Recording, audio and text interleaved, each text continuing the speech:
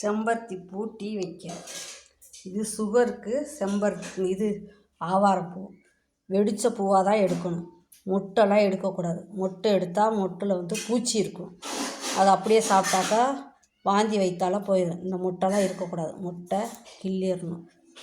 வெடித்த பூவாக மட்டும்தான் எடுக்கணும்.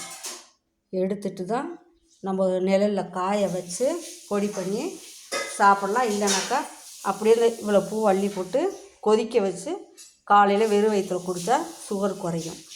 அதுக்கு இது